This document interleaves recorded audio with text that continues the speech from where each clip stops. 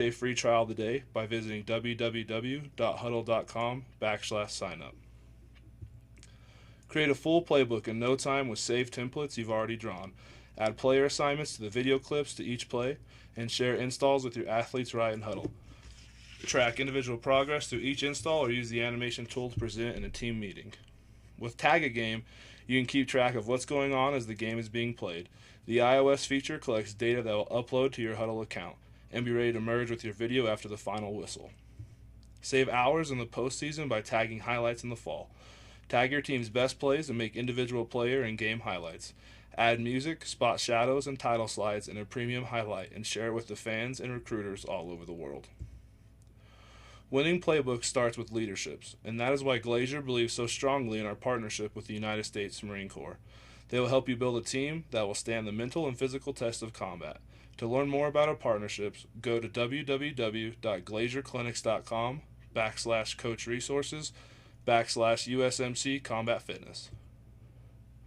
Programs all over the nation are implementing Guardian caps for their practices, and they're seeing positive results. Helmets are built for the big hit, but with Guardian caps, it is designed to reduce the impact of all the smaller day-to-day blows to the heads, bodies, knees, and hands of your interior guys. Your linemen, your linebackers, your fullbacks. Teach technique and coach out the contact when you can, but use Guardian caps for the incidental blows that will happen on the inside. Visit us at www.guardiancaps.com to learn how you can try Guardian caps with your guys in 2015. Finally, just a few quick instructions before I hand it over to Coach Wood. If you look beside the video viewer, you'll notice a chat box where we ask you to send us any questions you may have for us or for Coach throughout the presentation. Any questions for Coach will be addressed after his last session. In order to chat, you will either need to log in through Facebook or make a live stream account. Below the video viewer in the chat box, we have a short 30-second survey we ask you to fill out during the breaks to help us provide excellent football education for you and your staff. As I mentioned earlier, our first speaker is Juston Wood, who is the QB coach at Cal Poly. Coach Wood in his 6th year at Cal Poly, and he has also played quarterback in the Arena Football League. Without any further ado, please help me in welcoming Coach Juston Wood, speaking on the spread/flexbone inside veer and adjustments. Coach Wood, go ahead.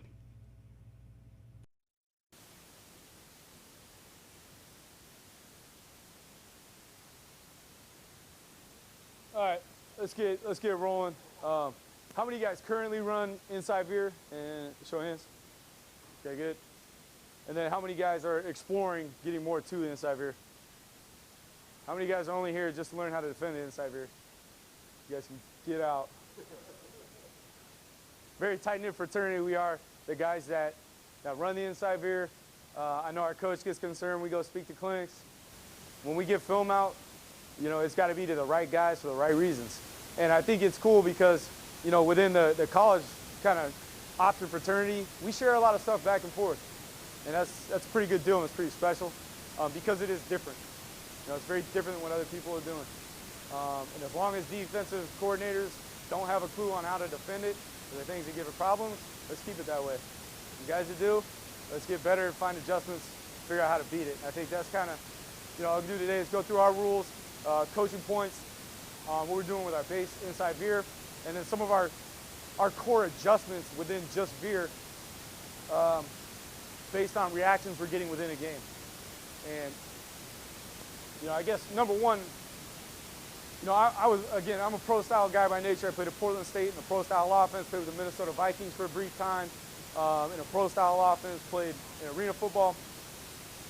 And most of us that are coaching on our staff currently on the offensive side did not have option backgrounds. We were not option guys, quote unquote.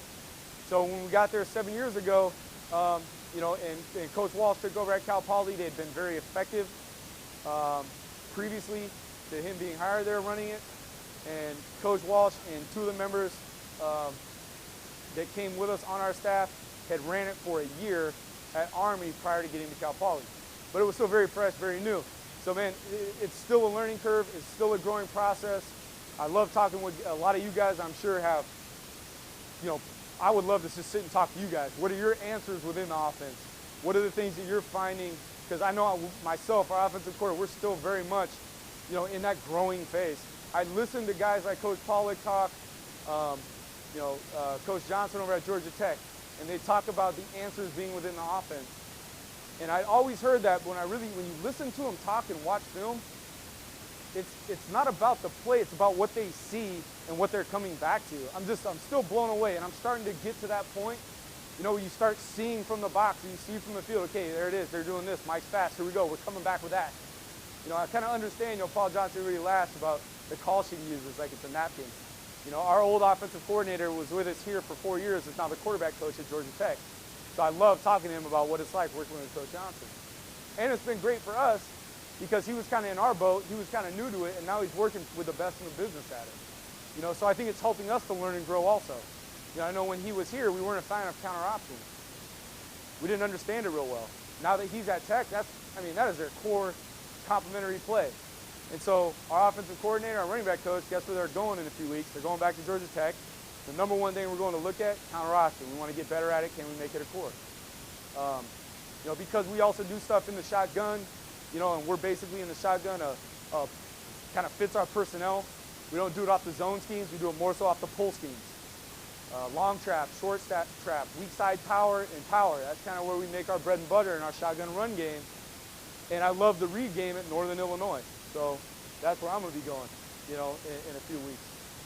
And we're going to kind of look at what we can do to take one or two things to do what we do better and have more solutions within the offense. Okay, so again, why we run the triple? Great equalizer, the type of players. I talked at the end of my last session. When we get off the bus and they get off the bus, I'll tell you, it's not very often that we look like the best team that's going to be on the field. All right, but in the last 3 years, we won a Great West Championship. We won a Big Sky Championship in our first year. We had a down year for us. Went 6-5 2 years ago. Last year we went 7-4, and really we're right in it. In 3 games we were the quintessential one play away from being, 10-2, and having a really big year in our second conference championship. I think the exciting thing is we returned 9 out of 11 guys on offense this year. We lost our H-back, but we got a really good young one that got a lot of experience this year. And we lost our front side slot S position. We graduated 2 seniors there. But we had, again, some young guys that got some playing time last year that are probably going to be more talented. We returned everybody up front. We returned the quarterback. We returned our tailbacks. We returned all 4 wide receivers. We should be pretty explosive on offense this next year. And that's coming off a year where we just led the country in rushing. And I also like to say from an offensive standpoint, I love the play action game in the triple. We were number 1 in the country, we were number 6 in the country in passing efficiency this year. Are we ever going to throw it for the most yards per game? No. I measure the production of our pass game in large part based on passing efficiency. And to be number 5 or 6 in the country this year, I think was a big deal for us. Our yards to completion were back up over 14 yards per game completion. That was a pretty big deal for us, and I like where we're at heading into next year. But again, those type of players we can find, relative to the system, we can play with the more undersized offensive linemen. We don't need, and this I think has a lot to do with how we recruit. And a lot of you guys, we recruit your schools. What we're looking for on the offensive line, they don't have to be the 6'4", 305-pound tackles. We're playing with guys this year. You'll see our left tackle at the end of the season weighed 235 pounds. He's from down the street of Servite. All right, and did a really good job within what we needed him to do for us to win 7 games and almost win 10. Our guards don't have to be 6'3".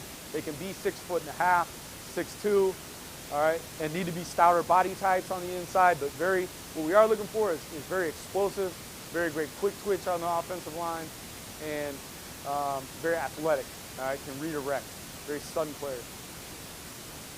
Other thing I love about it is the ability to find ways not to block people. I love this concept. Constantly, we look at things at the end of the year. All right, how can we keep finding ways not to block guys? Especially matchups that are tough to block people. Guys got to ass kicker, defensive end, read them. You got to ass kicker, 3 technique. You got ways to read them. Love that aspect of what we're trying to accomplish. I think it gives us an edge on a week-to-week basis because it's not common. Very few people do it.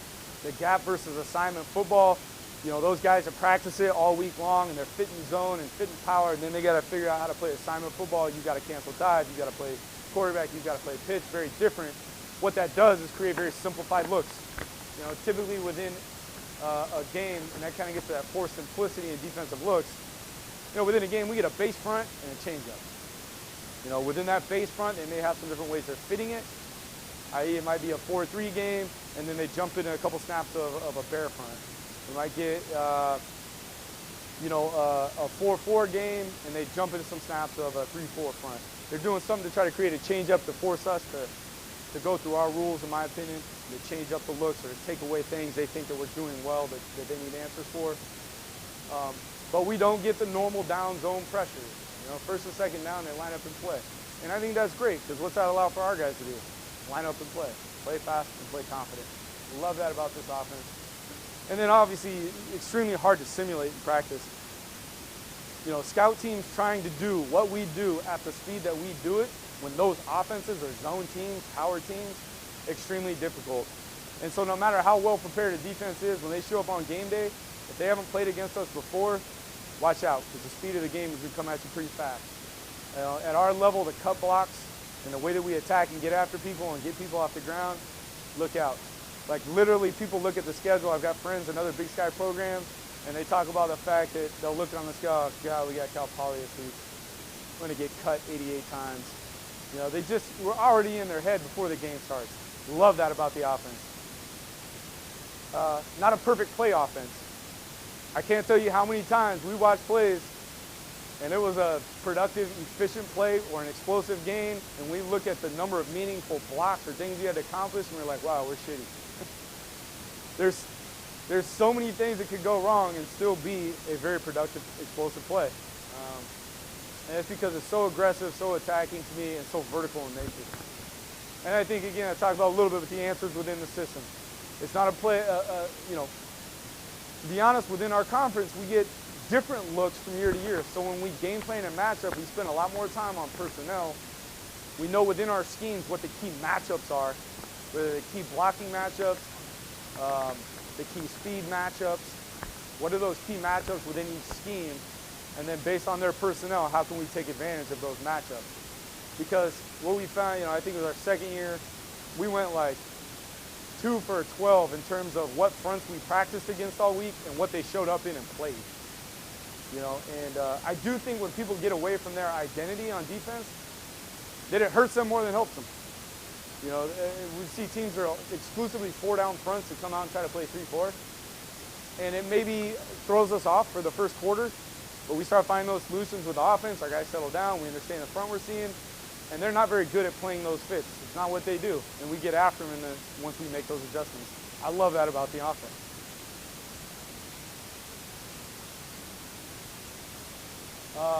Okay, very important within the offensive structure before we get to triple, the cadence. Okay, all of our O-line movement is tied into the quarterback's cadence. He needs to be very rhythmic. So our cadence is stay 10, go, down, ready, set, hut. All right. Early on, I'll make them download an app. It's a pentometer app, right? And I'll set it to a rhythm, and they got to try to get the feel and the rhythm of that cadence. Okay, it's going to be very important that they're very consistent in the under center portion of our offense with that cadence. Okay, reason being, number one, the O-line movement, they're actually trying to kind of jump the snap of the ball. We told them to move on the S of the set hut. We want those guys starting to gain ground. We tell basically that if you tell the quarterback in terms of communicating with the center, the ball should be his hands by the T of hut, by hut, the ball should be in your hand. All right, so the center is also jumping the cadence. All right. The slot motions are built in. So when we run triple coming up, it's going to be, again, within that stay 10, go, down, ready, set, hut. He's going to jump his motion on the D of the down. Okay, when we run our rocket toss, it's going to be the G of the go. All right, so our cadence is built in. Well, when that motion in terms of getting to pitch phase is extremely critical to the integrity of the play, if the quarterback is fast in his cadence, guess what? Even when the slot's right, he's late. Okay, so extremely important. In terms of me coaching the quarterbacks and us all being rhythmic and all in the same cadence, that happens early in camp. We'll sit in our meeting room, and I'll have my old veteran guys, right, whose cadences are dead on, Okay, say the cadence, and the younger guys should say it in their heads with them. So I'll go older guy, back and forth a few times, and then I'll have the younger guys go. Nope, you're still too fast. Listen to the older guys again. Corrective right there. Okay, older guy, younger guy, go. Okay, there it is. You got it. Okay, that's what it is. Does that make sense? Basic option principles. I go fast through some of this stuff, but numbers, angles, field. Number one, we line up. I love just, for the most part, we stay a lot in the double wing, double wide spread. Okay, it's a balanced offense. You expect a balanced defense. Okay, if the numbers aren't balanced, if defense is kicked by safety alignment, by interior defensive alignment, by linebacker alignment, we got to be able to do things and take advantage of those numbers the other side. Sometimes there are master checks built in. Sometimes there are things that we'll get to by scheme. And sometimes there are things that we try to create to give us complementary schemes by formation. Angles, you know, all things are equal with numbers. We want to go to the best angles on the field, whether it's the blocks, whether it's the big gap, you know, whether it's the three tech, the one technique, the tight defensive lineman technique, whether it's the wide or tight end or edge. This is all verbiage they use with the quarterbacks. Specific to triple, as we get to that, we like to go to the tight defensive lineman technique. Why? We have a big B gap, and it puts more conflict on the dive key because there's more space to declare. Are you a dive key player or a quarterback player? Okay. So in general, numbers are balanced. Okay. We want to go to the big B gap. They're the tight defensive lineman technique. Okay. Field. All things are equal. We want to get the ball to the grass. Okay. Obviously, backside defenders have the guys who are cutting loose in schemes, further pursuit angles to go. In general, we should get bigger rack, you know, when we take things to the grass. All right. Sometimes we flip-flop 1 and 2 by call. You know, I think there are importances for us where we want to have certain schemes, you know, that we really want to get the ball to the grass. We need to attack that area of the field. We know that's where our explosiveness has that opportunity to happen. Okay, just identifying dive key and pitch key. I'll always refer to the dive key as number 1. I'll always refer to the pitch key as number 2. By rule, within triple, okay, it's the first thing on to outside the offensive tackle and on the line of scrimmage. Okay, option key. All right, the number 2 is the first thing stacked or outside number 1. There's going to be some looks, all right, where maybe you have a wide point linebacker that appears to be stacked, and that's kind of the reason for the or. All right, if I have a number 2 pitch key outside the dive key and a wide backer stack, it's an and or situation. The pitch key is the outside defender. All right. Within those rules, because we're a balanced offense, okay, very rarely do we really count guys. You know, that's number 1 by rule, that's number 2 by rule, and then that's the support player number 3 by rule. Most of the time for us, it's built into front recognition. All right, because we line up balance, it's very easy to see it's 4-3 front, it's 3-4 front, it's 4-4 front. All right, most of what we do is front recognition, okay, and that ties in here, okay, and so for the quarterbacks, what they have to be able to see, to do to me within a game, we just got done talking about this, when you're getting that base front, and then the change up, right, they need to do a great job of reading down the core of that defense every play so that they see when something's different, right? They're going to know, like, hey, okay, they're playing 4-3 today, and they should know what that looks like. But then all of a sudden, if I'm getting a 4-3, 2 safety team, and I see a single safety, right? Okay, something's up, all right? Get back to my rules. Re-identify the front. Okay, what's the dive key? Where's the pitch key? Is it a different front?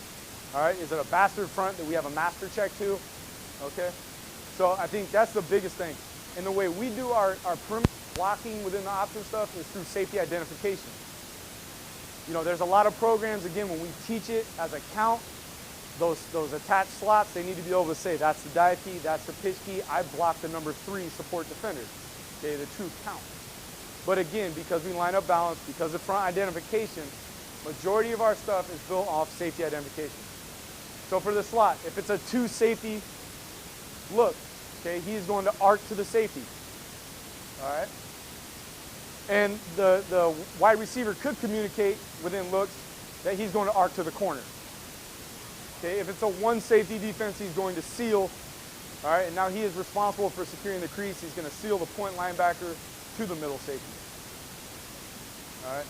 They need to know when we get into a tight end surface by formation, okay, we get into unbalanced offense, that's when you have to get back to your rules. That's when you have to get back to your count. So for the most part, again, front identification, as soon as we get into a tight end unbalanced formational alignment, that slot's now going to be able to say, okay, that's the first thing on the tackle, that's the dive. Okay, first thing outside, that's the pitch key. Okay, we'll find number 3, where's support? All right, does that make sense? Okay, with our wide receivers, they're doing the same thing. Their rule, if it's 2 safety defense, he can man block or stop the corner, okay, or he could switch to the safety.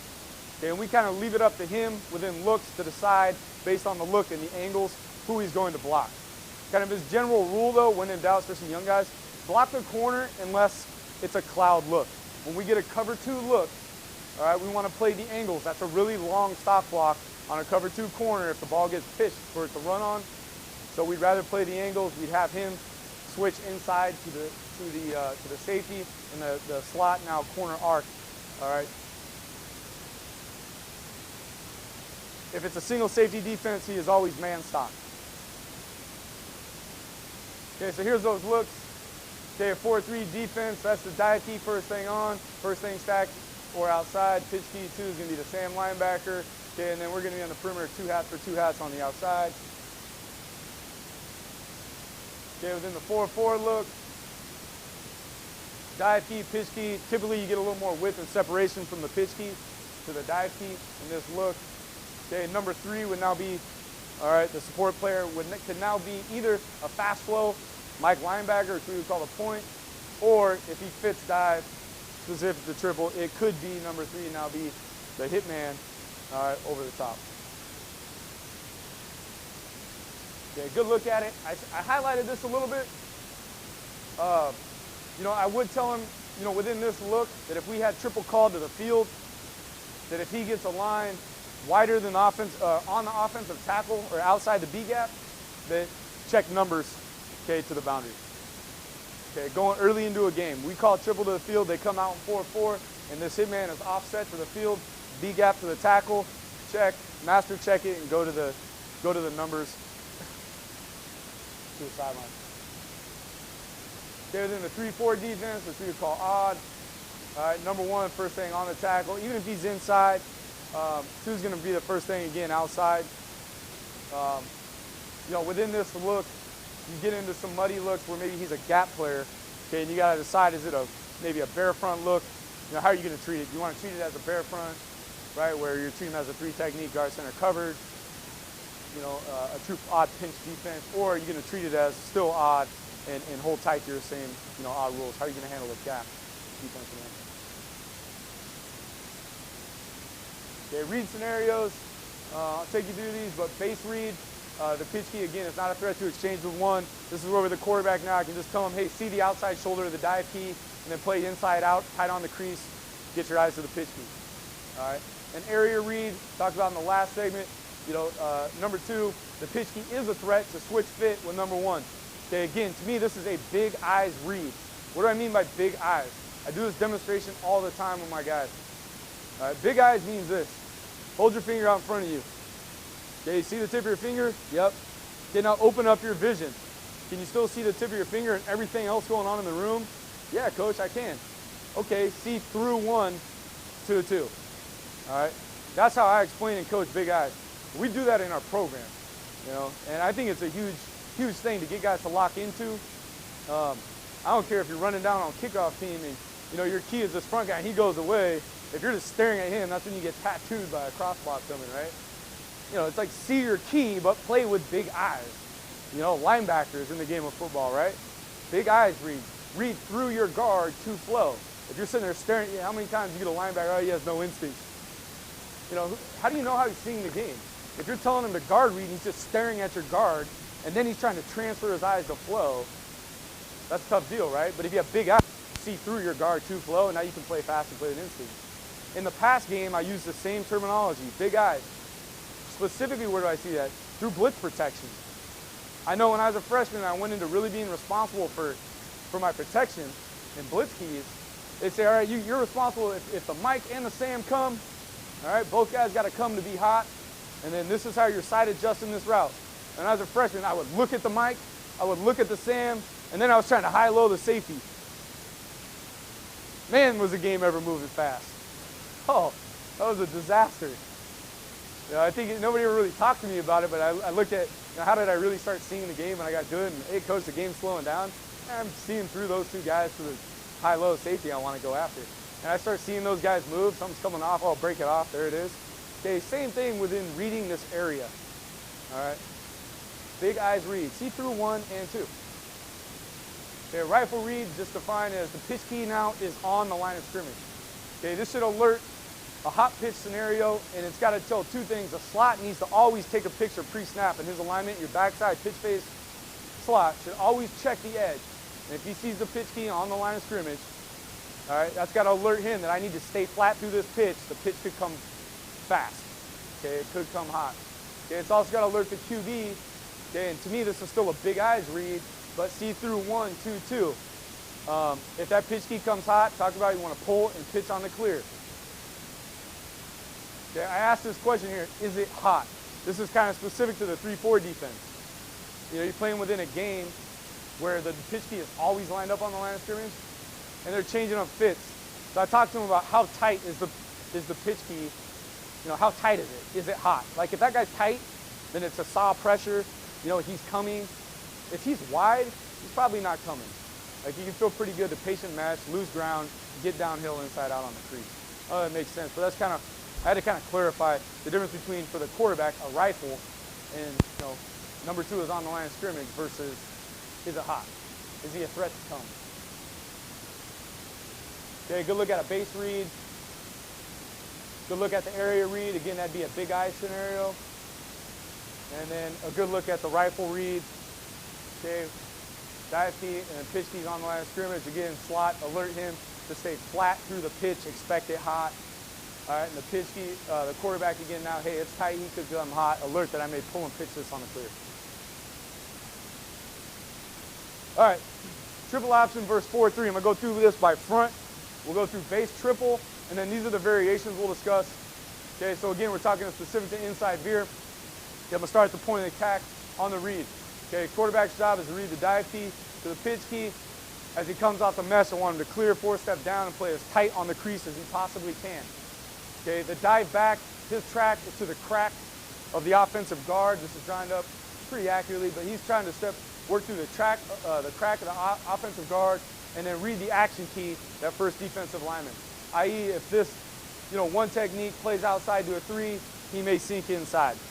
Okay? If we're getting movement on the drive block, he should always be thinking get to the B gap. All right, continue to put pressure on the dive key.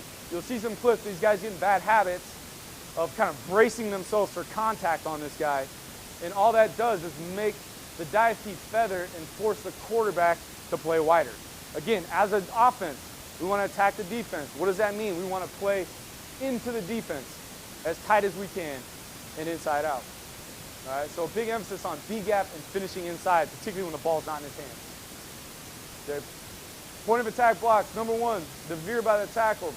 Okay. Coaching points on this. All right, and his assignment on this against 4-3, he's got to know some things within these schemes.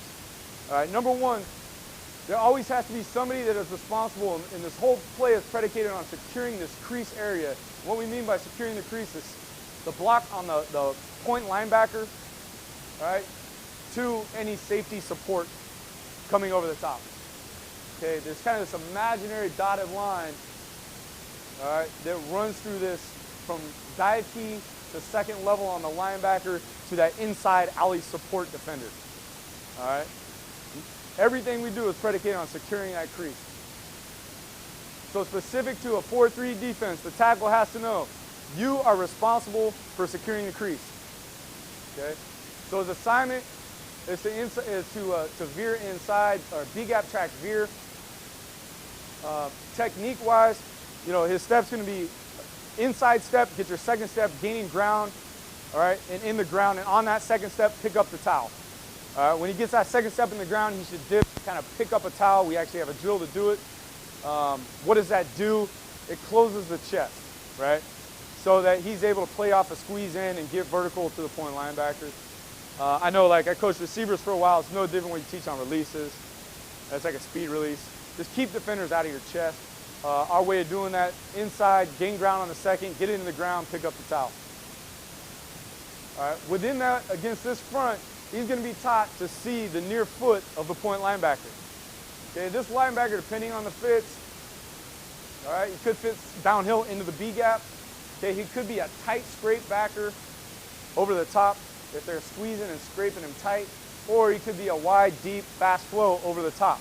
So I tell him the tackle to see that foot as he veers.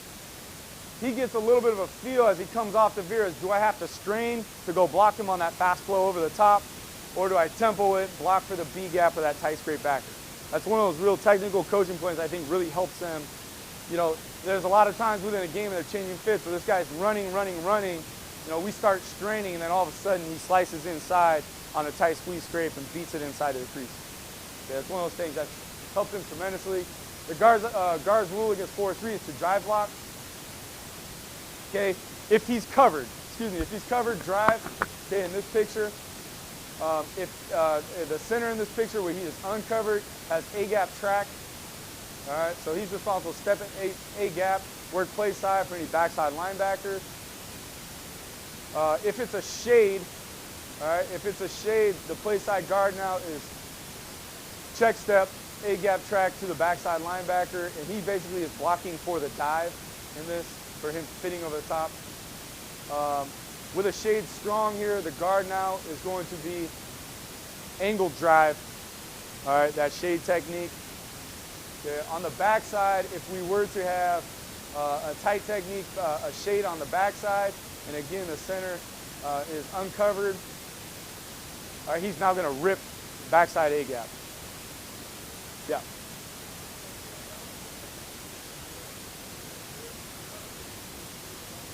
Good question. I have some clips on that. You know, if we call it 2 or 3, we'll live with it. Unless we, you know, we may drive it. Like we do, we can do either. We may call it and run it, or I may call it triple check. Triple check, quarterback knows, they check it to the tight defensive tackle alignment. All right? But there are times, especially when we're getting a lot of movement, interior D-line movement, 3s playing to 1s, 1s playing to 3s. If they're moving a lot, we might just say, hey, we want to call it to the field, get it to grass, and let's call it and run it. If we do get it to a 3 technique, all right, we'll rub the 3 on our way to the veer. So his technique will change slightly. So he'll aiming point will be that near hip, and he'll just try to ricochet him and basically put him on the guard. Okay, put him on the guard, get him out of B gap to your veer. Just a rub technique. Yes. We would not run this scheme specific to gun. Kind of came up earlier. The reason we get to these backside rips, and you got the gun depth for us. The way we're scooping on the backside, you know, I think that end is pretty problematic in terms of running things down from the backside. So much space, so much air. All right, the tempo that it hits, we have no problems off the backside with the defensive end. Okay, front side perimeter blocks. All right, we're 2 for 2 hats again. We're in that, so single safety. Wideout's gonna look outside. All right, I can man stock this, or I can switch to safety. The slot knows he's arcing. He's gonna communicate with the wideout. He tells him he's stocking. Okay, I'm arcing the safety. All right. Backside. Again, our rules here, they're gonna scoop the backside. Our rip technique, if you're covered, all right, if there's a threat in your gap, so he is A-gap rip. If he has a man in his gap, all right, he's going to take 3 steps, a 3-step rip. You know, basically by that, we differentiate between a 3-step rip and a 2-step rip. 3-step rip, he wants his 3rd step to gain ground, get vertical. 2-step rip, 2nd step to be gaining ground, getting vertical. And all he wants to do on that rip technique is get his backside shoulder, right, through the defensive lineman in his gap. Okay, so in this look, he's got a defender in his gap, so he should 3-step rip this. Take 1, 2, 3 steps. Or excuse me, yeah. With the tackle is always 3-step ripping. We used to give him the same rule. So if he did not have a defender in his gap, he'd 2-step it. If he did have a defender in his gap, he'd 3-step it. But what was happening is we get so much one technique where playing back door 2 or 3 and then backside, he was 2-step ripping and we weren't securing, we weren't getting that B-gap rip. So just to be on the side of caution now, we always 3-step rip the tackle. So if you get a 1 technique that plays to a 3, okay, he's always securing B gap on the backside. Backside slot, okay, talked about the built into the motion. Okay, he wants to jump the motion, all right, on the D of down. So again, stay 10, go, down, ready, set, hut. We tell him what we look for. He should get, from his alignment, swoosh to the tackle, he should get 1 step and a half. Okay, we should see him get a drop step, and that inside step should be up and off the ground. Okay, it means he's on time and in phase. Okay, he wants to be straight line, break the heels of the fullback, get flat, get to phase, get his toes down, his shoulders flat and square to the line of scrimmage, create conflict on 2, and then mirror the quarterback's shoulders inside out. I mean, clinic talk, I'd tell you ideal pitch phase, probably somewhere between 4.5 to 5 yards, and probably 1.5 yards or so behind the quarterback in relationship. The reality is, again, that we coach feel. You know, you're too tight, you're too wide. Basically, we tell them, you're too wide when the quarterback has to make a ridiculously long pitch. You're too tight if there's no conflict on the pitch key. All right? So find that happy spot, feel it, play inside out, and then mirror the quarterback's shoulders. Because the quarterback, again, is going to play as tight as he can inside out. But again, there's a lot of gray area in how tight he can play depending on the look. And so the slot has to be able to feel that and kind of maintain his width from the quarterback. All right. Backside is a crossfield cutoff blocker convoy. 2 safety defense, take a track to get to safety. If you can't get there, eyes back, cut off the corner, chase from the backside. All right. Finally, get to the video.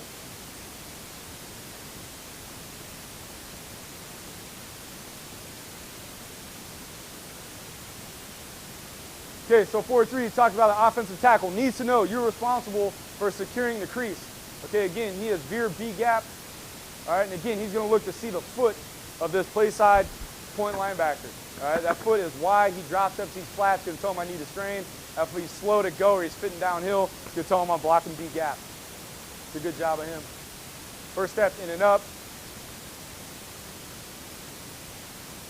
This is a pretty good job of a guy trying to pierce it inside. And you can see why he's almost getting a little wide because the mic was fast all game. And then he all of a sudden plays inside. He's almost a little wide, causing the quarterback to feel like he has to feather a little bit. Okay, again, this is a 2-for-2 hats on the outside. Wideouts running them off with man press look, low safety. Slot knows, hey, I'm marking, I'm blocking the safety. You know, the slot's block on this, within this defense, you know, it could change. We talk about like a 3-2 exchange. If he's a quarterback player, he's really blocking for the pitch, right? If he plays pitch and the safety fits inside, right, he's pretty much blocking the crease now for the quarterback. So the technique of the slot, he's kind of open step, right? Open step and then play into the defense. Okay, but his tempo to that open step, eyes on the safety, and then play into him. Attack that outside leg, and play as into the defense as he can.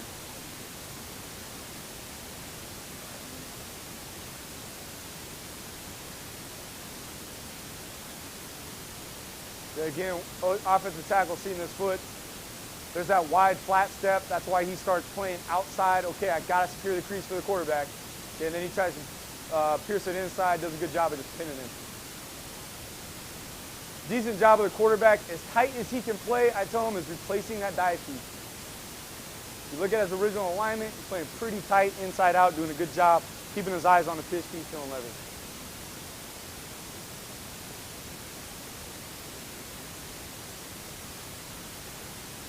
Okay, same alignment, same fit. Again, seeing the inside backer, and he's fitting down in the B gap. Now he really is blocking for the dive. Great job of him running his B gap track.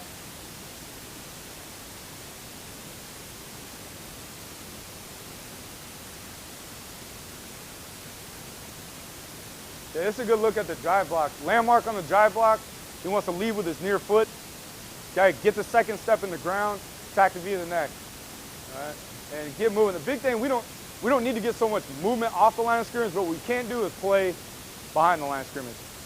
All right, he's got to gain ground at first, get the second step in the ground, And this is a good job between the one technique is going to play to a shade here. So between his drive block technique and the center's frontside A-gap track, stepping through A-gap to the backside linebacker, when that one plays to a shade, they do a nice job naturally of letting the exchange happen. And the guard doing a great job of running back up vertical on the B-gap track, blocking for dive. We go heels at 4.5.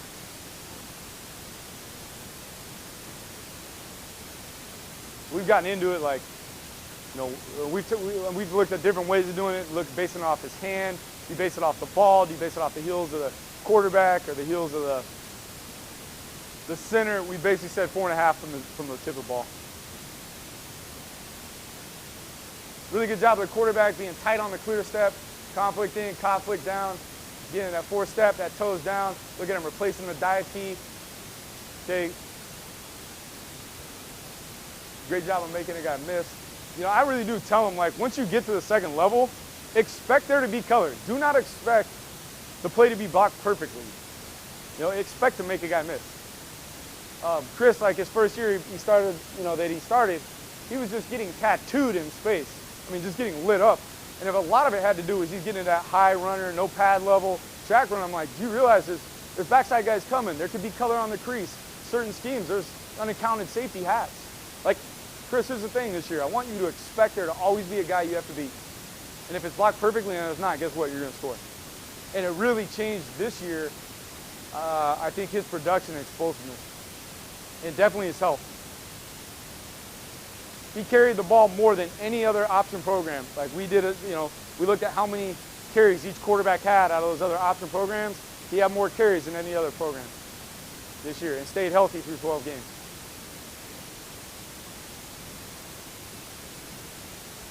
Okay, it's a good look. We talked about the looks. Okay, within that 4-3 scheme now, we got a rifle look. Okay, number 2 is on the line of scrimmage. Again, that's got to alert the backside slot. Hey, alert hot pitch. Quarterback's got to alert. Hey, I might have to pull and pitch on the clear. If 2 comes fast. Big guys read 1 and 2. All right, see through them, see them both. Okay, we're still in the Veer scheme. And then you see the tackle. Again, it's Veer B-gap. So this guy squeezes on the B-gap. He doesn't get caught up in it. He just stays vertical. Okay, center does a great job with this A-gap track. The backside linebacker, in this case, is the point, getting a hat on it. Quarterback did a good job of getting that pull and pitch. Slot stayed flat.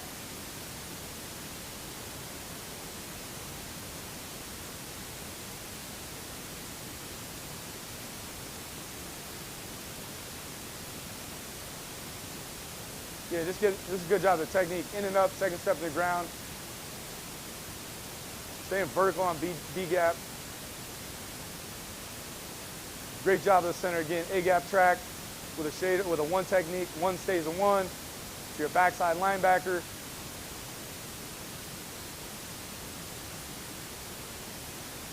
Pretty good job on the backside rips. Okay, again, he's got a guy in his gap. Okay, so that's gonna be a 3-step rip. You go 1, 2, get a 3rd step vertical. Backside tackle, always 3-step ripping.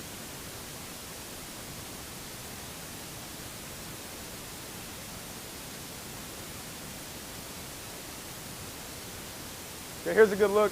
So thus far, we've been all off corner 2 safety looks.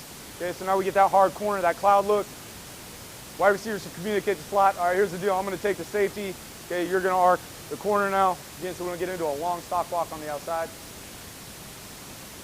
Okay, one thing I don't like that he's kind of, the slot's doing is he's trying to out leverage the corner. Again, our offense is built on playing into the defense as tight as we can. But once he takes his open step and crosses over, he should attack that outside. Okay, and we're dealing with a hard corner. Our technique is very clean. Okay, open step, crossover, attack the outside number. Or excuse me, we're telling him now, attack the midline. Okay, you attack the midline of the corner. All right, and protect the pitch path. If he comes hard, all right, close the kick. All right, if he comes hard and then plays outside, kick it and create the alley. All right, if he goes soft, climb the grass.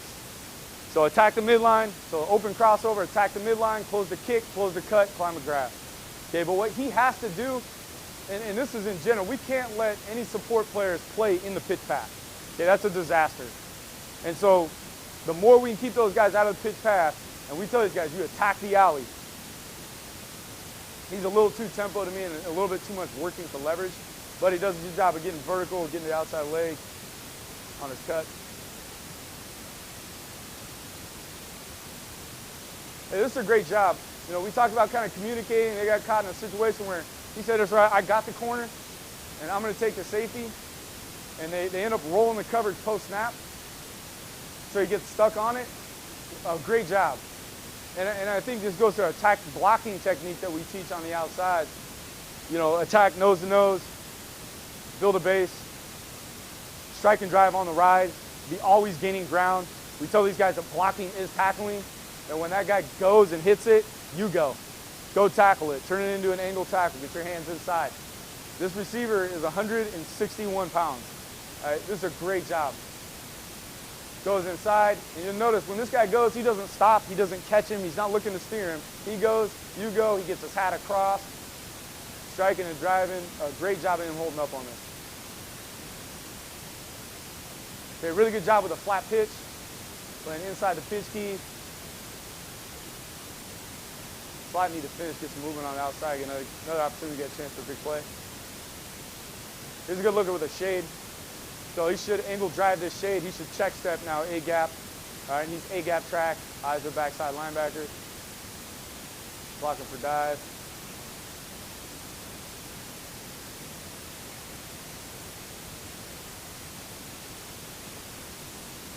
All right, so getting into our first variation, we've shown some clips so that Mike linebacker in 4-3 is really fast.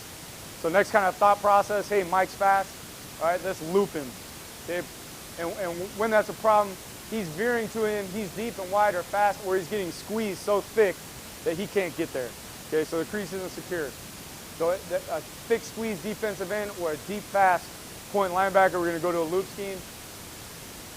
Okay, on his loop technique, it's kind of a reverse veer. All right, in terms of his footwork, he's going to outside step, gain ground on his second inside. We told him to loop through the outside shoulder to the defensive end. Okay, quarterbacks got to be kind of clued into when you're in loop schemes. It changes the read, I think, substantially. You know, I just tell them that, hey, be ready for it to come hot. And then sometimes if you're getting near defensive tackles, you get that out step and then I'm playing back in. All right, so just I want to be clued in. Know your loop schemes. This is a pretty clean read. Good job, second step down. Good flat pitch. Really good job of attacking the perimeter. Okay, we got a man block on the outside, arcing the safety. Open step, crossover. Attack the outside number. Great job being violent with that cut. I know you guys wish you could do it.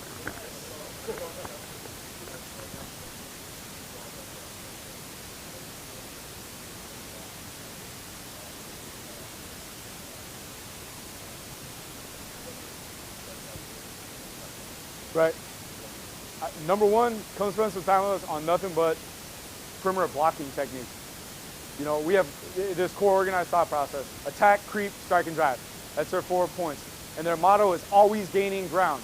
We told them that blocking is tackling. When I was coaching receivers, I got really frustrated on the perimeter that we were on offense, and I was basically coaching us to be defensive. You know, I was coaching guys to, like an offensive line guy, like we'd work on steering, fighting force with force, all these things. And I would tell them that, hey, your job is to keep your body between you and the ball carrier. And play basketball, play defense, stay nose to nose on the guy. I got so frustrated of us being on defense and not attacking guys. And we went up and spent some time in Oregon. We didn't take too much, from that schematically. We got a lot in the tempo and being a no huddle offense, but we also got a ton, in my opinion, on perimeter blocking. And Scott Frost, the first guy I heard say, to me, he played quarterback in Nebraska and then played safety in the NFL. He's like, blocking is really the same mechanics as tackling. And the light went on. I played defense all through high school. I was, you know what it is. Blocking is tackling. And when you're a tackler, you attack on angle tackles. The guy goes, you don't just sit there and try to catch him. He goes away, you pick an angle, you get your hat across, and you get movement on the guy. And so that's where we've really changed our perimeter blocking technique. So attack on a correct landmark, right? Build a base. And when that guy goes, we'll get into kind of a long stride, short stride phase. But when he declares and he goes, you go. And that's the biggest thing that's changed. When he goes, you go. Strike and drive on the rise and get movement, get washed. And again, the biggest thing when we coach it, we look back. Did you always gain ground? Yes or no? You know, if you stopped and you came to balance and you worked to catch a guy, typically we see problems, guys defeating blocks. And I think that's totally changed the nature of our offense on the perimeter, is how we teach our base blocking technique on the outside. And our inside guys will do it if a guy's soft, if he's not hard charging. But either way, what I tell him, if he decides to stay up, imagine that he's the ball carrier and that you're the tackler, get your hat across the bow, right? Just like you would in a tackle, head up, eyes open, strike, and then work your hands back inside and get movement. And I'll tell you, we started teaching things this way. I don't even teach punch into the breastplates. I got away from it. Because if you're getting movement and your hands are kind of on the outside, you're never getting called. Where you get called for holds on the perimeter is when your hands are inside and he starts to separate and your arms extend, right? That's where we found that holding calls happen. And if I get my hands on and I'm tight and I'm getting movement and wash, we have never been called for a hold when we have correct technique from that standpoint. And in that standpoint, again, attack the pitch alley. If you're getting movement one way or the other, that's what the running backs get paid to do, run off blocks. But just get movement, let them define it. Okay, another good look with the loop scheme. Again, fast flowing point linebacker. Again, outside step, instep through the defensive tackle. This is a really good job of the quarterback within that. It's all an alert loop, man. And if he's up the field, feel there. This is kind of one of those gray area looks. Again, I want to be gray area inside out, so you see this from the tight.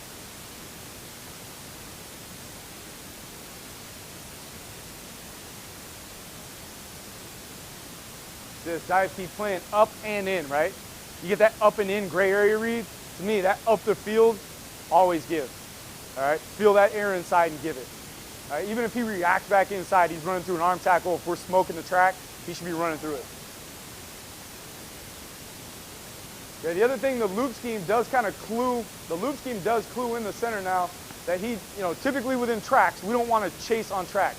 So in base veer, between these two guys, whether he's covered and he's driving and he's A-gap track versus it's a shade, he's angle driving, he's A-gap track, we tell him not to chase, all right? When you chase and start working through, tracks and he's on that, and he cuts for us and he's chasing him, that's when we get into our high-low stuff. So again, we typically don't want them to chase. Stay vertical, stay on your track. When we get into the loop scheme though now, he knows, hey, I gotta chase, all right, the point linebacker on my A-gap track. It's a good job him flattening off, and this is what you get a lot of times because he chases, right, with a give, you get it sinking and cutting back right off his block. You guys with me on that? Okay. In that right into side periods, I try to give a lot of up the field tough read looks. I don't give them the easy read looks all the time. Okay, here's another one. And this, again, first off, let me just pause it and say, how many offenses would run their number one core play against a 9-man front that we're getting right here? Why do I love the offense? All right, we're 9-man front. We're still going to run our base play. Okay. Again, I talked about, within front identification as opposed to rules. Some could argue, well, hey, he's stacked, right? No, I said first thing outside or stacked. Okay, and when you have two in that situation, again, that's one, that's two. It's a rifle, all right? For this slot, he should see that as a rifle, and then he should know, hey, that's three, that's my safety. Again, with a quarterback, though, particularly in this game, there's a lot of air. So I'd say, hey, it's probably not really hot. Just be patient, read your way there. And they did this look pretty much the entire game. So again, you got mirror defensive tackles. I love it. It's a great adjustment. It's probably going to create some gives. Tackle doing a good job of identifying the point linebacker. I'm looped to the point, must secure the crease. Really good job on the backside now, okay, with the shade. Or excuse me, good job again by the center of chasing the point linebacker. A-gap track, chase the point on this loop scheme. And again, it's sinking and running off that. Yep. Yep.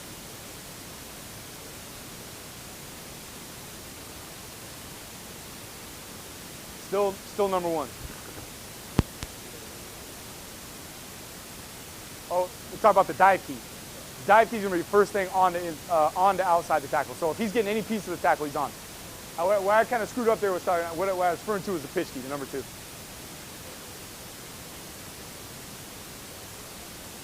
Correct. Until he comes off and they're saying, hey coach, he's a gap, how do you want me to treat it? You know, are we treating this as a, as a different front or make different calls?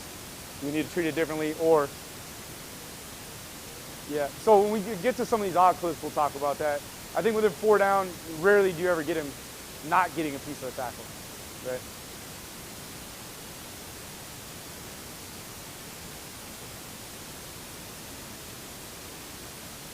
This can be a challenge. We're getting double ones. This is going to be a pretty big challenge, special teams picking. We got that a lot where interior defensive tackles will try to pick in our schemes to prevent the center from getting up.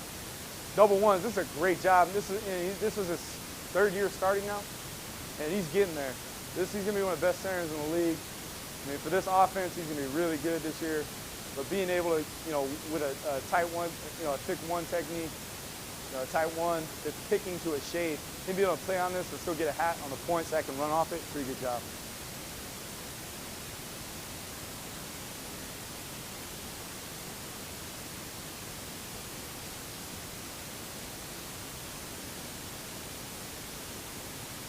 Okay, here's a good look at, within that 4-3, the area read, 1 and 2 are threat. Okay, getting a switch fit into a loop scheme. We'll get it pulled and pitched off 2.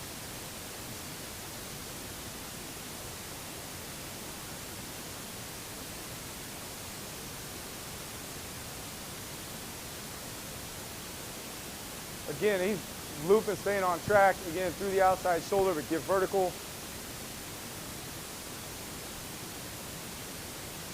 Pretty good job of the slot, seeing it and staying flat through this pitch phase, kind of feeling and mirroring the quarterback.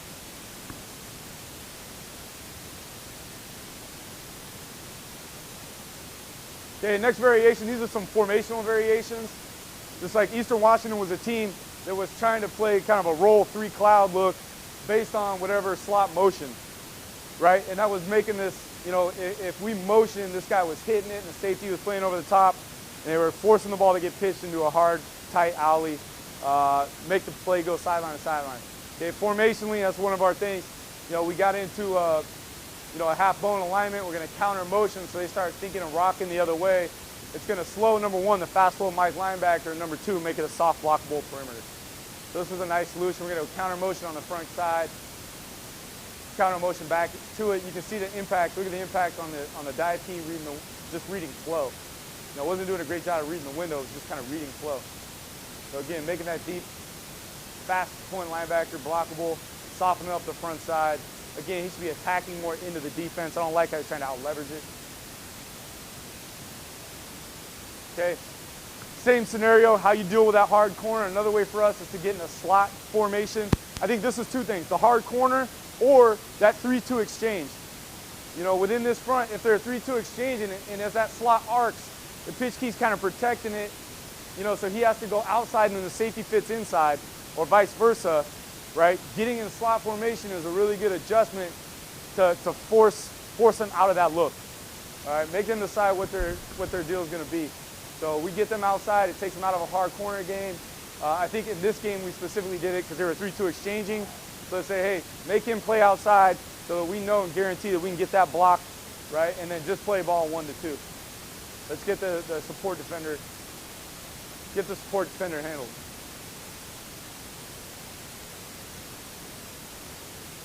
Okay, and they were playing the roll coverage look too. All we did too by formation is created the space. When you get in that slot formation, you widen and create the alley, number 1. Number 2, he has less distance to go get a hat on that block. And it's a good angle. It's a really good job executing. It creates the alley and we're able to run inside the alley. Okay, I bring this, this look up. When we look at it, quarterback did a bad job. If you look at this defense, it's that 2 safety defense, but the backers are boss strong. So from a number standpoint, the Mike's front side, and he's now in the box. So running triple this way, really by rule, he's 1, that guy D2, he's 3, that's now the point linebacker. We did a bad job of seeing it, and this is where we really got to coach our guys, because remember now, they're tied into the safety look, right? They're not really counting it. So he sees 2 safeties, so he says, hey, I have him, I've got him. Well, if we had gotten into a give scenario, we're going to get a give, but if it had been a pull read on this, and the mic scraped over the top, we really have nobody securing the crease. The quarterback should do here is master check this and give a call tag to the offensive line to tell him now, hey, you're going to stay and block the box, you're going to go block the safety, and we're going to treat the corner as a pitch key. Okay, we did it, and we got a little bit lucky, okay, that it was a give. But I put this clip on to show you, asked earlier about if we run it to a 3 technique. So with this clip running to a 3 technique, on the inside, it's going to tell him not to rub. It's going to shock that outside shoulder on his Veer.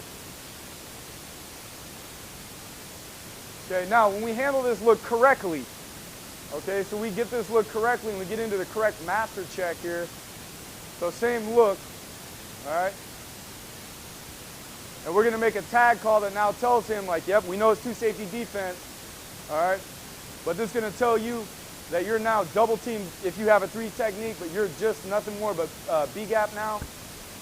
And blocking for dive, you're sealing and blocking the box. And it's telling the outside receiver that you have to play side safety. Really good adjustment. This is a good job. You know, it's kind of a great, you probably didn't need to, but a good gray area, flash and dash by the quarterback, just clean it up and hit it.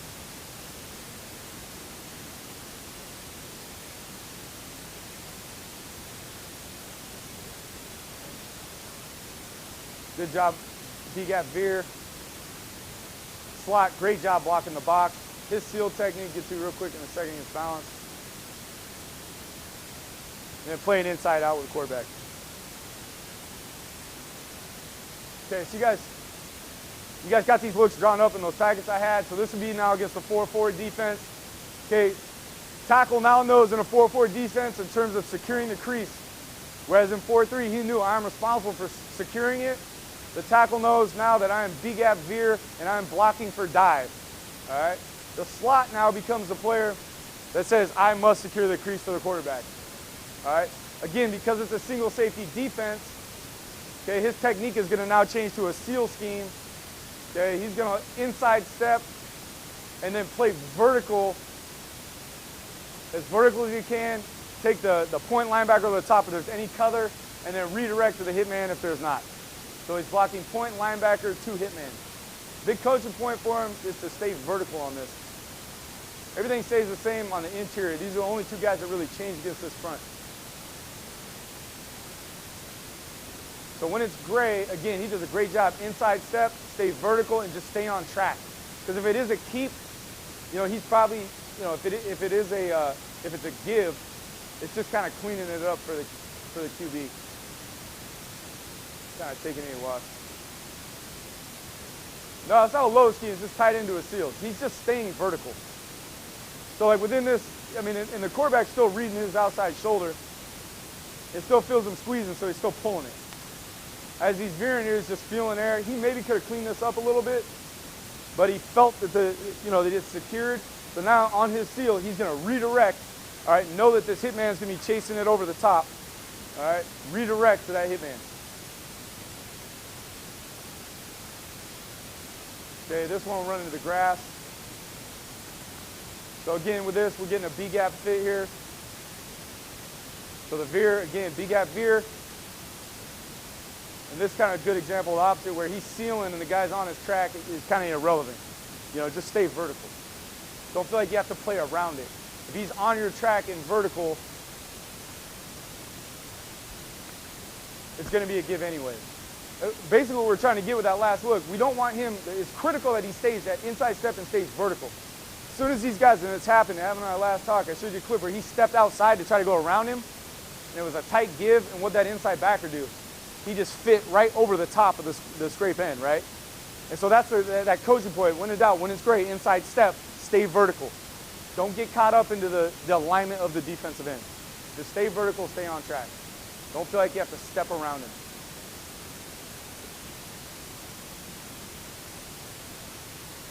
All right, here's a good example.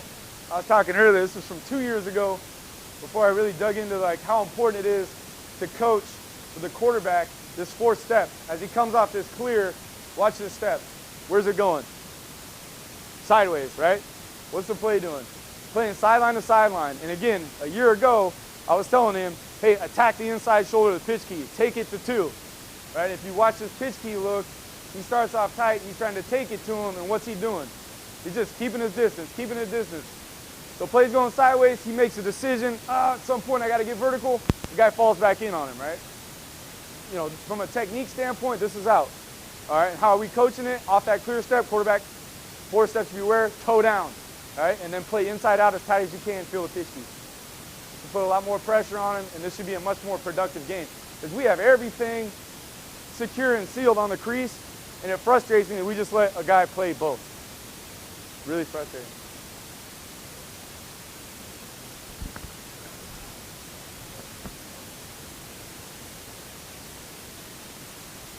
No, I mean, he's 3rd and 3. If you watch him, that's what I'm saying. He's doing what I'd say, he's being a 2 magnet. He's chasing the pitch key. Don't be a 2 magnet. I want to see that. You play inside out as tight as you can and read the pitch key. Very different. Feel it squeeze, feel it expand. I'd rather see him play tight. And if he does play tight and he freezes his feet, guess what? We got great leverage. That ball's getting pitched quick. But because he goes sideways, the play goes sideways, and everything's just feathering. And now 2's playing both. And I think that it's so critical just coaching that 4-step down, play inside out as tight as you can. Because everybody else is doing a great job. This, you know, yeah, we got the first down, 3rd and 3, good deal. But we left meat on the bone here. This should be a lot more in a 7 game. All right, we actually got the dive key blocked with the B-gap veer, which means that we are getting the hitman blocked with this seal now. Okay, specific to this front, definitely because we get so much squeeze, scrape backer over the top, your slot ends up blocking the point linebacker, that hitman is the free runner. With the quarterbacks, I tell them, no doubt about it, you expect that hitman to be there every single time. Expect that if it's a keep, you're going to stick and bounce and make that guy miss. If we get it all blocked, it's going to be a touchdown. He got tattooed so many times the year before by that guy over the top. Okay. Okay, this is a really good job on the seal. Inside step, vertical. I got color on my track, take it. They did a really good job. You know, this guy's dicking around, but again, perception's reality. The more inside out we play, the more it forces him to declare. Who are you playing? Are you playing dive or are you playing fish? If you just attack him, the longer it's going to take to figure that out. He starts feathering, then Dano gets downhill. Oh, he squeezes, all right. Great leverage pitch. Awesome flat pitch down the line. We talk about this pitch being flat. You get a chance to run these blocks, great job. Yeah, I will say it's a good emphasis right here with the fullback. But again, remember I said, finish inside the B gap. A lot of these guys, they want to brace. See him bracing on the dive key? What's that forcing the quarterback to do? Again, it's forcing him to push wider. So again, our running back coach has got to be in there saying, Gabe, coming through this, you don't get it, finish in the B gap. All right, he's declared, make him stay declared. Let your quarterback play inside out on this. Because if that happens and you go back to the top, if he can get this a little tighter and the slot catches it a step tighter, like we may be able to run on that block on the corner a little bit better. Okay, here's a good adjustment for us. So when we are getting the scrape backer over the top consistently, and this hitman is low and fast and tattooing the quarterback on the crease, right? We're going to go do a secure crease adjustment. We have a tag for it. And all that's going to do now is tell, even to the field, I love it because we can get the ball to the field. You know, it's going to tell the tackle now that you're doubling. And instead of just rubbing that 3 technique, we're actually going to dot the 3 technique. You're going to angle drive his near hip. All right, we're going to get moving on that 3 technique, create a big B gap. Okay. With that, though, now, the slot knows you are solely responsible for the box linebacker. And we're going to tell the outside #1 receiver that you are cracking and blocking the crease on the 2nd level, right, for the quarterback. So who's free in this scheme? The corner, right? Most of the time we get man coverage and you get a good opportunity. Like if it happened to be a pitch, he's playing sound man coverage, it gets pitched, you're running on that extra defender, right? If it's a keep, again, we should be running on, he should be making that a softer defender miss, right? Instead of running on an extra low hat, let's run on a soft hat. And on top of it, we're running on a soft hat corner instead of a soft hat safety who's a better football player. But because of this, I think it's one of those things where it's good for 2 to 3 times a game. Now, we don't want to make a living out of it, but after 2 to 3 times a game, and the first time I see this guy come off fast, guess what's coming? Play action, all right? Off some type of inside crack play action that we carry. Just a good job. sealing the box, sealing the safety, securing the crease. Quarterback, you should know, man, corner's going to be showing up at some point, make a miss. You did a great job, Daniel, with that. So here's a good look at that 3 technique. All right, we're truly double teaming this 3 now. Angle drive, right, on that near hip. Okay, again, create conflict. If we can create that big B gap, you know, that's the issue with the 3 technique read, is that he has very little conflict. He can step in, play back out. We've got to create movement on that 3 technique, make it clean for the quarterback. Okay, getting into odd. Okay, our 3-4 adjustment stuff now. Okay, this is automatically puts us into a loop scheme. Okay, we call it an Ole scheme. Okay, from a rule standpoint, what is changing? The place I tackle now knows, okay, because it's odd front identification, that I am automatically in a loop scheme. I'm responsible again now for securing the crease on the point linebacker. The guard knows I'm uncovered now, and it's an Ole scheme. So I am vertical B gap. I am blocking for dive. Stay on track. Stay on track, vertical B gap. Okay, again, I talked about it earlier with the 1 and the 2. He's always got to see an odd front as a potential for a hot pitch. I do tell the quarterback to see how much air is out there. Is it hot or not? You know, just to give you a little clue.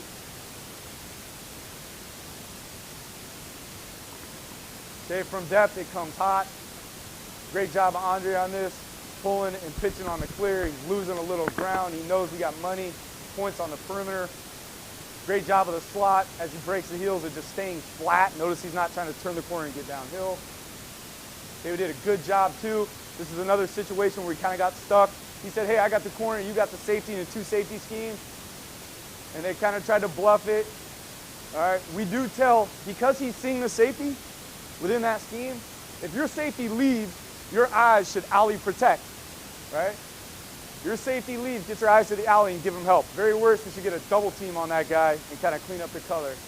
And again, now we're running on soft safety. The other guy's 10-6. That really was a good, very good running back. So, let me go to the tight on this.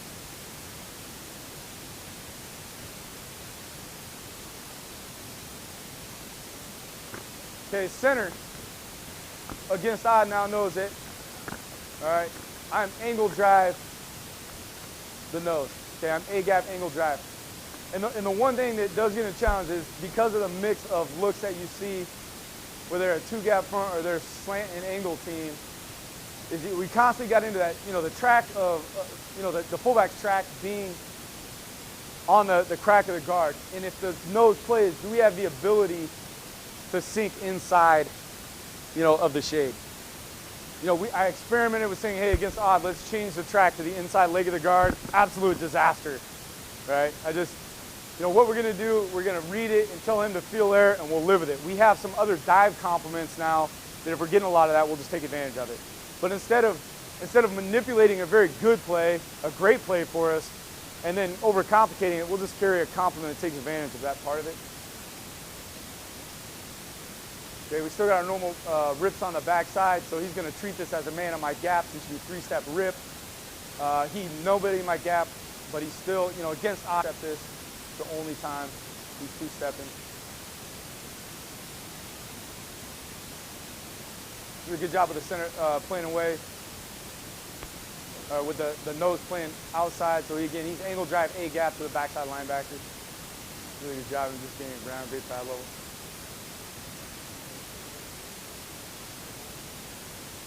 Just B-gap track, vertical. Go back to that for you.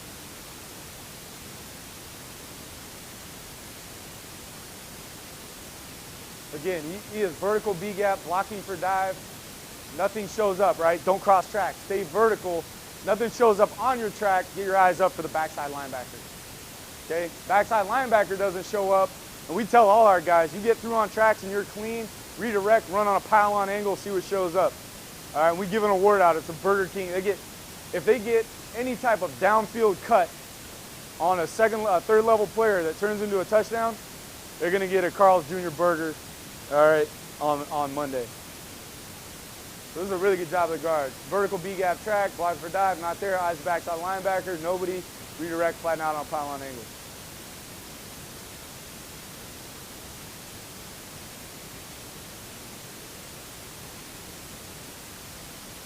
Okay, this is interesting. Within the 3-4, you know, I would say this is both a rifle, right? 1 and 2 on the line of scrimmage, but it's why I also tell them it's a big eyes read, because we do get some odd switch fits in there. So, you know, from this alignment, we saw a little bit of everything in that game. But it's a good job of reading 1 to 2, feeling the air inside.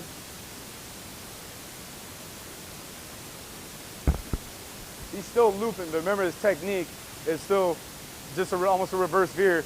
You know, outside step, vertical on the second step, we lose through the outside shoulder to defensive end.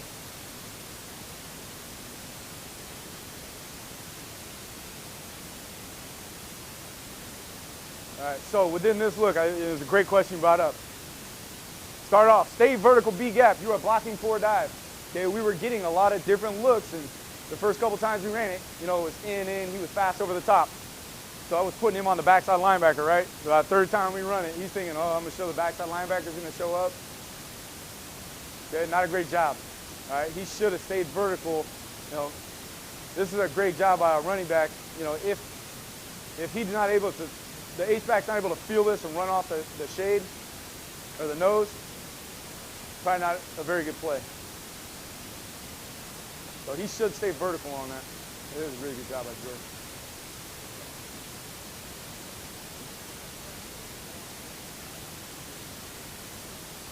I mean, just running his track. It's kind of like with the seal. Yeah, I mean, he stepped outside. He's trying to release through the outside shoulder. Can't get there. Just continue to work vertical on your track.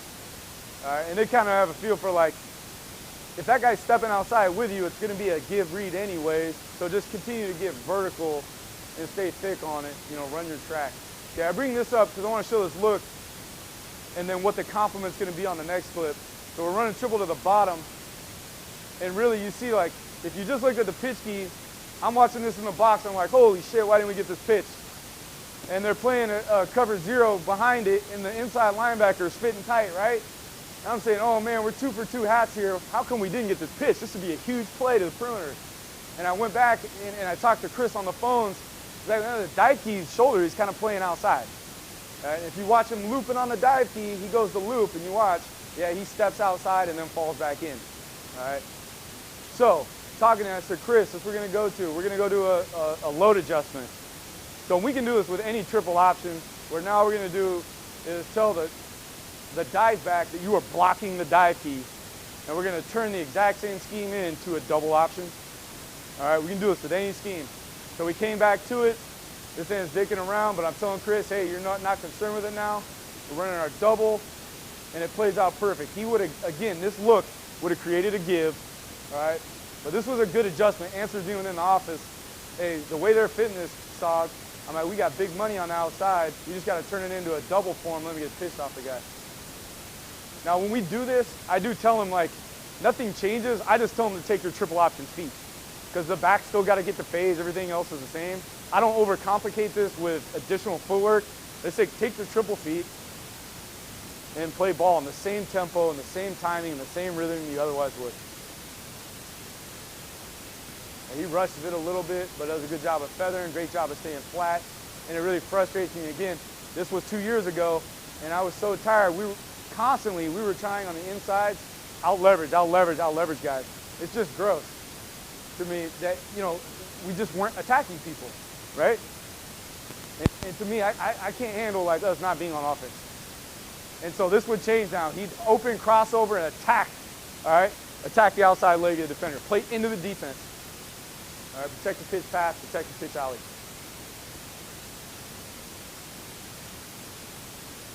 All right, one other adjustment with odd. Okay, and this is, again, we're getting that, you talked about that type 4i or a gap defender. Okay, we're just gonna make a double team tag. So I'm gonna change this to a bob read, and I'm gonna make this the dive team now. We're gonna step together and double combo the gap, all right, and get movement on it. And we're gonna read the box linebacker as 1 and the pitch key as 2. Now, read him as 1, pitch key as 2. Well, within the way they're mixing fronts, if he's too long on this read and this guy's coming hot, that could be a disaster. So I tell him within this, understand it's an adjustment. Why are we calling it? We're calling it because we've been getting into a lot of pull pitches, and he's fast over the top, and the tackle can't get him, right?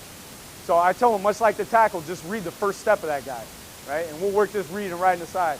If I open step, give it, right? If I freeze, pull it. But you got to be fast with your eyes on this, all right? Your meshes are going to change, but I'm giving you one step. When you go ball back with your eyes, like you feel it, that step's fast, just know you're giving it. You go one step with your eyes and he fits, get your eyes back to the pitch key so you can feel for that, that soft pressure, that hot 1-2. So it's a good job of the double team. Creating the B gap, we get what we want out of it. He's fast over the top, he's up the field. You know, we're running on the safety.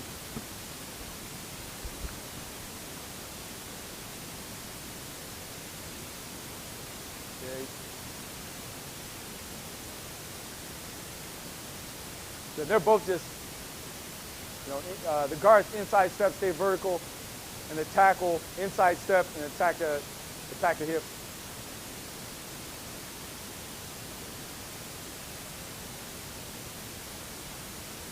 That's like exactly that gap lift you're talking about. It's our way, like it's a good way kind of too of almost creating outside veer. Like, you know, what you try to get out of it by rolling it up out of the spread. So getting a good compliment. Okay, this is the last clip I have. You know, with inside veer, and that's getting into the unbalanced formations. I'll tell you the way we do it, we always start to the nub side. And this is where we truly get into, you know, quarterback's checks. Why are we doing it? You know, multiple reasons to do it. One, we can totally change the contour of the front. So if it's another way to, you know, if they're playing a 4-3 front, we might be able to get them into, or if they're a 4-4 front, we might be able to get them into a 4-3 front. I like on the backside, depending on Juston too, you get guys playing dive key that don't do it in our base stuff. You get guys playing pitch key that don't do it in the stuff they practiced all week. So again, guys out of position. I also like it because if they give you numbers for the nub, it's one less block. I mean, flat out, one less block you gotta win. So as Daniel gets up, he's gonna start outside in, top to bottom, and just count. 1, 2, 3, 4, 5. Okay, if he gets to 5, all right, he's gonna go opposite because it's just kind of assumed. If we have five guys on this side, we know it's built in, we've been through our looks, the numbers are gonna be good on the front side. All right, if he counted 1, 2, 3, 4, 1, 2, 3, 4 and a half, I tell him that any guys in the middle count as a half, but if you have a half and a half, that's 1. All right. So right now he's checking the play based off the 5 count.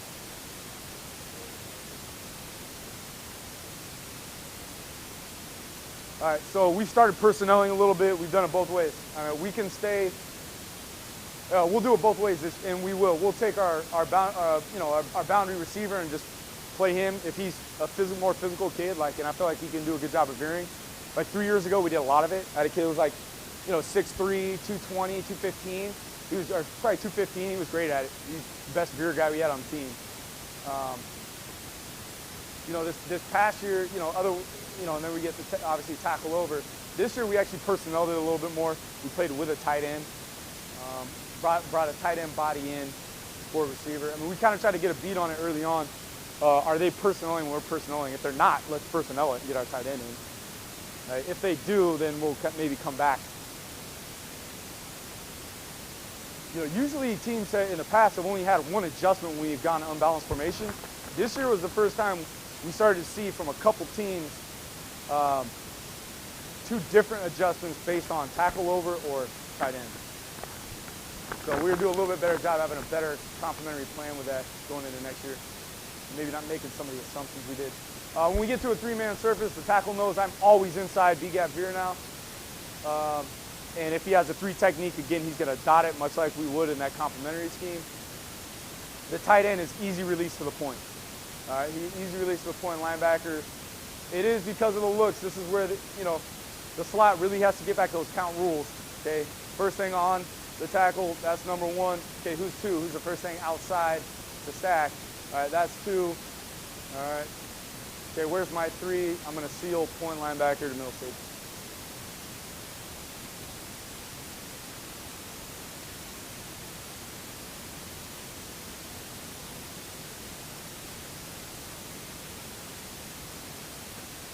This was this was great. Like, then the base front, in this game, we were having a tough time being able to run triple to the field, to the grass. And we were getting a lot of three technique, but for whatever reason, we went tackle over, they kind of reduced, played the double ones. And we were having a tough time also getting the linebacker to the top. But by adding the extra hat and having good numbers, it gave us an easy release so we could get the point linebacker block, get the crease secured, and get them all blocked.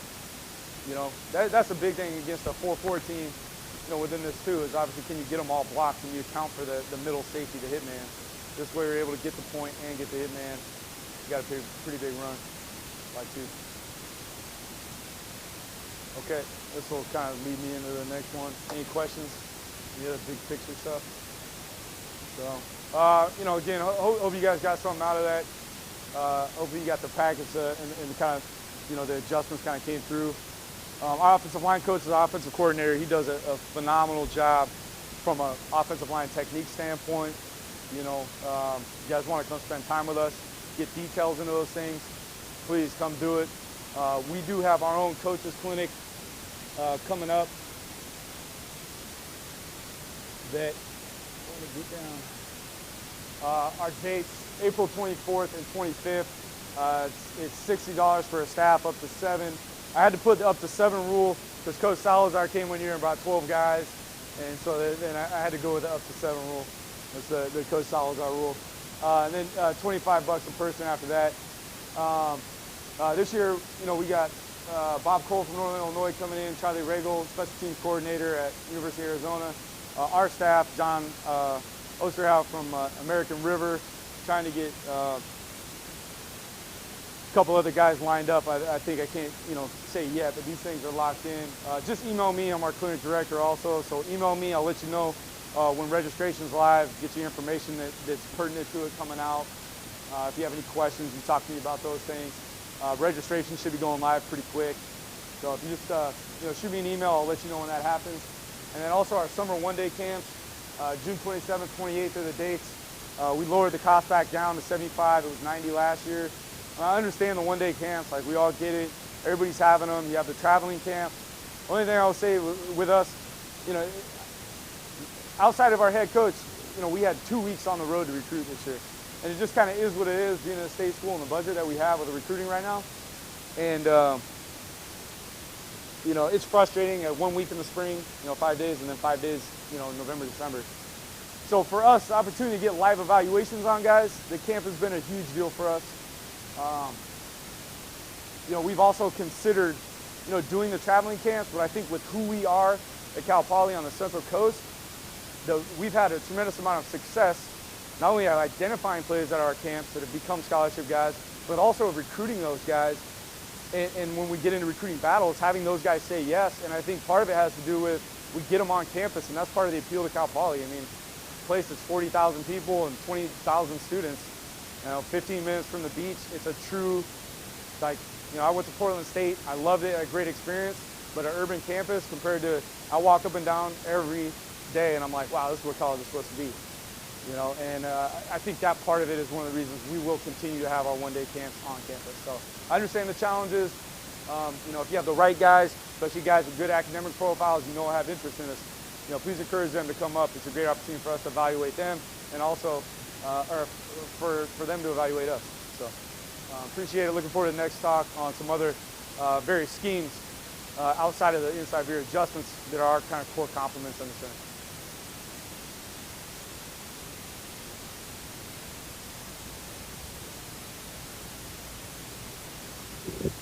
All right, great. Thanks, Coach Wood. Coaches, remember to type your questions in the chat box and we will address them to Coach Wood after the second session. Also, please remember to fill out the 30-second survey right below this video viewer. Now we'll hand it over to our sponsor, Huddle, for a quick message.